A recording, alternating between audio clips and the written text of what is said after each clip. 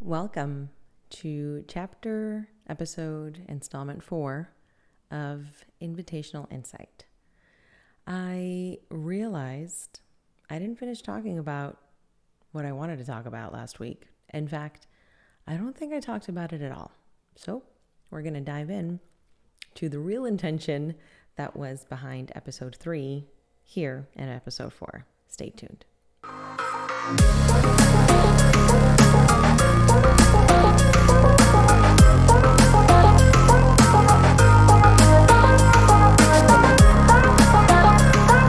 The conversation just didn't go there, right? And I didn't give myself, I think, that bullet point list that I like to give myself to make sure that I get to where I was going. But initially what I wanted to talk about was, yes, perfectionism can sabotage you, but more importantly, what's behind that perfectionism?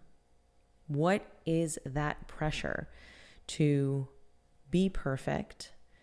And when you achieve a certain standard of success, we either minimize it and say, well, it wasn't perfect, it wasn't clean, it wasn't, X, Y, and Z, or we move it and we say, no, that wasn't the goal. The next goal is actually this. And I had a conversation with a friend of mine a few weeks ago. I had been talking about getting to a point where you feel successful and this is the thing that you want to achieve. And then when you achieve it, you move the bar. So then there's something else that you have to achieve, right? And not sitting in the satiation, the gratitude, the whole body present being in that success, that we just push it away and discount it or minimize it or say that it wasn't really it. And again, in conversation with my husband, I was like, that's what I wanted to talk about. Babe texted to me so that I won't forget. And then I had another conversation today in therapy, which is new for me because I'm starting that again, where the concept came up again of being really hard on myself, on minimizing the things that I've done, or on moving the bar so that even after I've reached it, it's not to hold on to it and to touch it. It's to push it further out of reach and make myself work for something else or make myself want to do something else and be in this constant, I don't want to call it chase, but be in this constant one-upping of myself, right? I mean, it is no joke when you say you are directly in competition with yourself, but at what point did I start taking that to heart? And if you, audience member, listener, viewer, friend, hello, are one of those people that does that to yourself, where did that come from? And that's the question that I've been having. That really was what I wanted to talk about last week. But hey, it's never too late to talk about it now. As you can tell, no makeup, zero prep, just going into it because I know that I will lose it if I don't do it. So with that in mind, it reminded me of when I talked about toxic goals and really finding things that are in alignment with you and who you want to be. But what if all the things that you are doing are in alignment with who you want to be at the moment, right? Who I want to be right now is somebody who has a podcast, who is working full time, who is cultivating their education, who is enhancing her kids' lives, who has a great relationship with her husband and her family and everybody around her. And those things feel good to want. But if I've attained them at some level or another, why isn't that enough for me? And it reminded me of a conversation I had last year. I asked myself, I think very specifically, when will enough be enough for me? When will I stop wanting? When will I stop doing? When will I stop ideating? And the nature of our brains and who we are and in society, that's maybe not possible. Right? We're alive. We want things. We grow, we evolve, we heal. We find new things that we want to improve on. We find places that are calling to us that make us feel alive in ways that we hadn't felt before. And we want to go and follow those. And I don't know, I'm speaking for myself mainly, like the proverbial we is me right now, because I find that there are a lot of things that make me feel alive or that I can feel passionate about or that I can want to choose. And I've had the fortune of wanting to do those things and going after them and going to do them, right?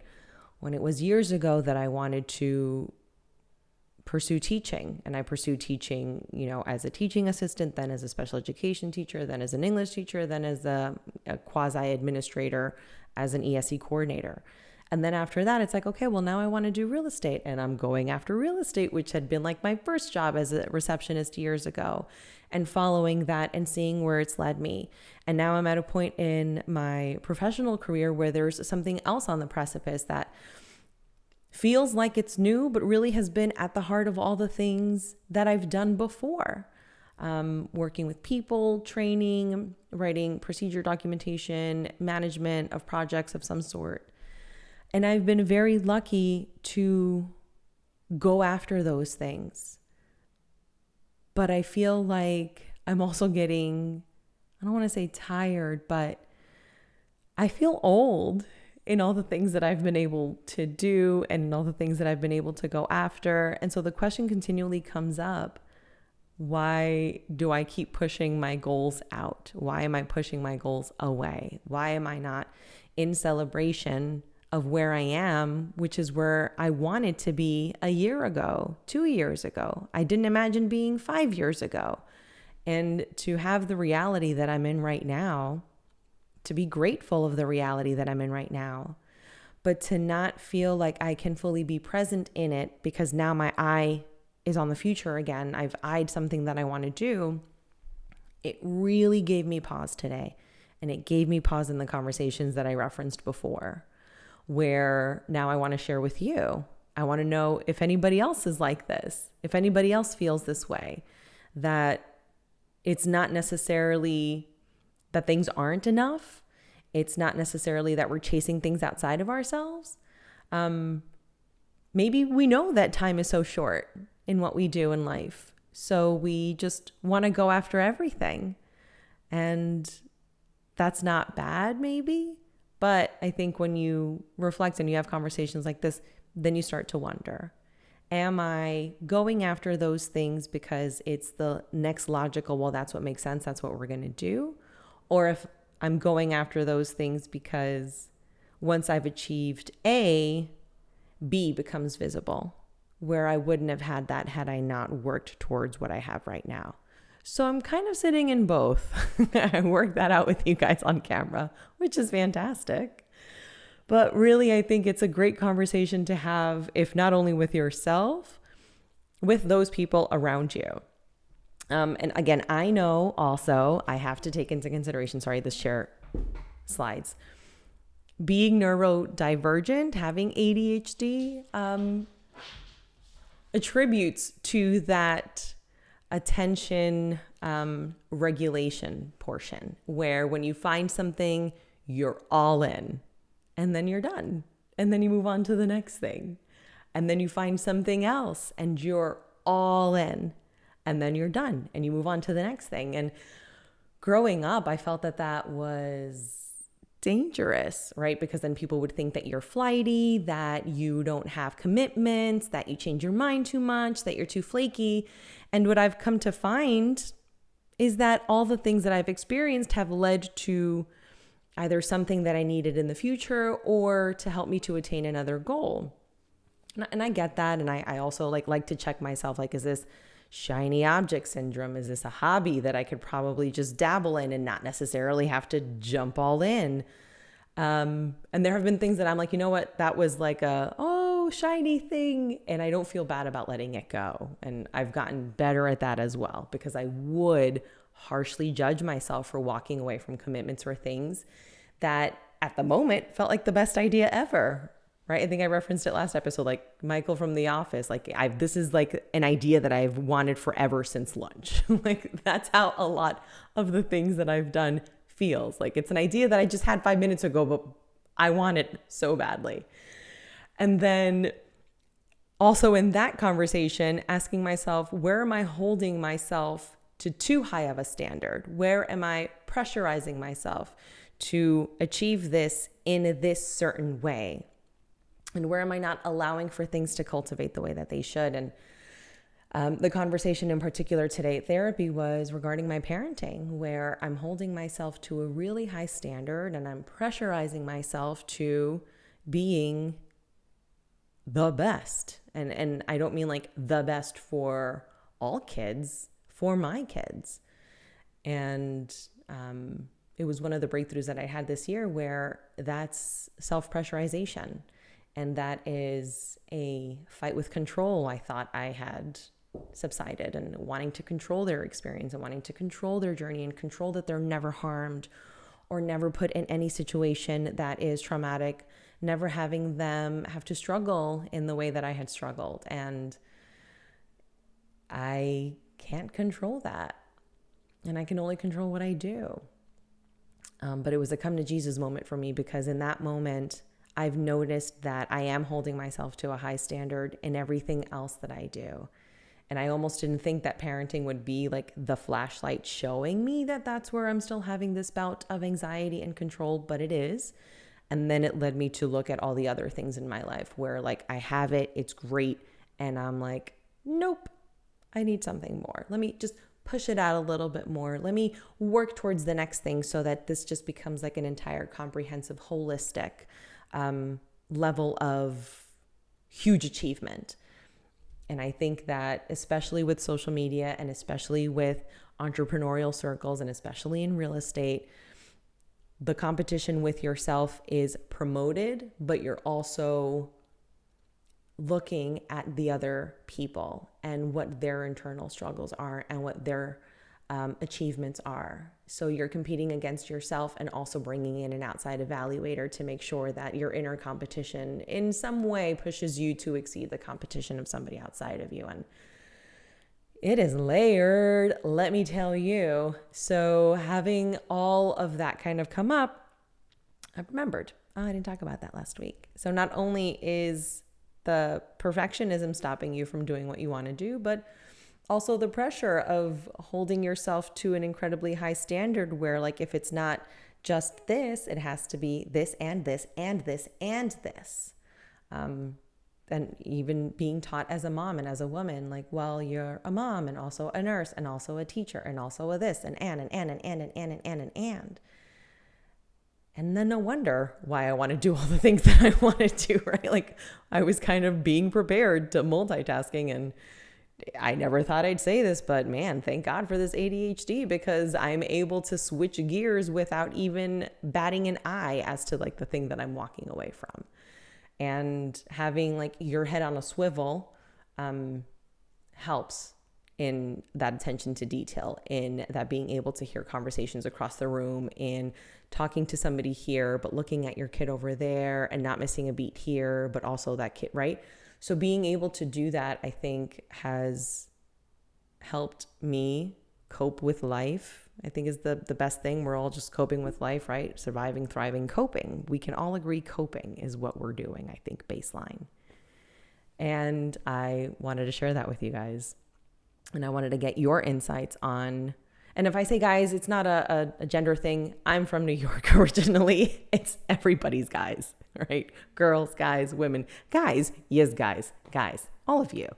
You understand childhood in the late 80s in New York. This is what we learned. So I want to know what your insights are, right? What are some goals that you felt so satisfied for a split second and then you go on to the next thing? Or have you been comfortable in achieving the goals and kind of staying within them and learning what's good for you from there? Or are you multi-passionate like I am and trying to find, or not trying to find, they find me, finding the different things that fill up your cup so that you can be your best self and right and give the impact to the community, to your family, to your legacy that you want to? I want to know. Also, validation that it's not just me having these conversations and that it's not just me wanting to be the best parent, which I know like a lot of parents, especially with the advent of, and here's the good side of social media, like seeing moms who are trying gentle parenting or trying different parenting techniques. And at the end of the day, just succumbing to kids being kids because that's an easier, battle to fight. and save your strength for the battles that are really going to count when things really get, dicey and they're really engaged with more of the outside world. I always think about that. Like, what am I getting ready for? how can I minimize my mental anxiety? Oh, you want to eat that right now?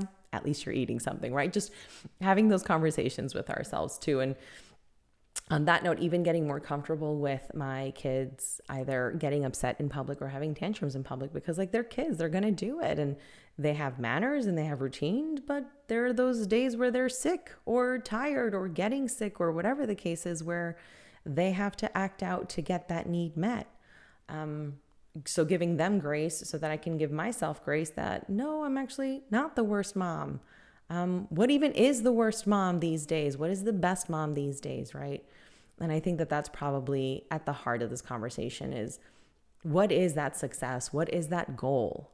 And if the things that I'm pushing myself towards are multi-layered because we're human, we're not just one thing, how can I perceive them as that and lend myself that grace that if it's not met in XYZ way, or if maybe I achieved a goal and it wasn't exactly what I thought it would be, because when you're in the chase versus when you've achieved, it's a whole different landscape in front of you. And I think that that's helped me too. Really just being flexible with what the goal looks like and my input in getting to it. So very curious what your thoughts are on this, how you depressurize yourself, how you decide how to move forward to do the things that you need to do. And also, how do you just, I don't know, I don't want to ask you guys, how you do your day-to-day life, but what's going on with you? Are these conversations that you're having? Are these sentiments that you're feeling? And if they are, great, I'd love to share your story. If you want to share it with me, love to get your insight. And if it's not, what's your secret? Do I have to start giving less of a shit about not just what other people think of me, which I'm constantly doing, but also what I think of me, right? My opinion of myself is very important, but right now my opinion of me is very fierce. So I think if anything, the takeaway is be very weary of the competition that you wage against yourself, especially if you're high achieving and you've had to overcome having a different brain your entire life. And that's inbred in you a sense of high achieving that feels paramount and that is really hard to shed right now. So I'm curious. I'd love to know. My type A people out there, my worriers, my self-conscious people, my successful people, and those who have achieved a success that they didn't even think that they would. And also, what are your gratitude practices, right? How do you ground yourself in that moment? Because I thought I had a really good way of doing it. I do a gratitude journal every night. I even read my older journals to see where Jen was in 2020 versus now. And I get so awestrucken by the things that I've been able to do, but in that moment. And I want to find something that I can carry that with me all of the time for when I'm in these moments where I feel hyper pressure and really wanting to have more control. Right? Where can I have that nice balance of that surrender and that gratitude and that being present, and yes, wanting to be better, and yes, wanting to improve, and yes, wanting to have more. Okay, I'm curious. I think that was it. So please leave your comments below. I'd love to know if you're new to my channel. Hi, welcome. I don't usually present this way, but this is a moment that I have to just air it out, because if not, I will forget exactly what it is that I want to say. But yeah, and you know what? I'm going to say also, maybe get used to this. I don't know. I promised you in episode 1, this is just going to be authentic conversation and even singing, which as I'm saying it now, I'm like, Jen, you almost didn't want to talk about it, but you're too precious with your singing because you don't want to do it unless it's perfect. Yeah, guys, I know. I hear it. I know. And I'm going to work this out in front of you because there's nothing else, right? This is where it's going to happen. This is what we're going to do. That's just it. And I'm going to put myself on that hook every time that I don't have an episode where I can weave my singing in, right? Because now I've overthunk it and I don't want to do it. So making your gifts precious too, I think, is a question that I'll leave with you. What are you making precious? What is something that you are just holding on to steadfast because either it's a level of vulnerability that you're not ready for, it's a level of intimacy that you don't want to share with people, it's something that you maybe have blocked yourself because when you've opened up in that way, the chain of events after has not been conducive to you wanting to do it again. So I'll leave you with that. Really curious to see what you guys say. And yes, I know, I make my singing too precious, and we're doing this exercise here so that we don't, but I gave you an insight into how my brain works. So welcome. All right, guys, enjoy the rest of your day, your week, whenever you stumble upon this, be it as soon as it airs, a month, a year later. Really, really want to know if it resonated with you. What are your tips? What are some things that you do to depressurize yourself and to give yourself more grace and to be comfortable with where you are? Also acknowledging that eyeing the future is good, but also shouldn't drive your present day today. So let me know. Take care. Bye.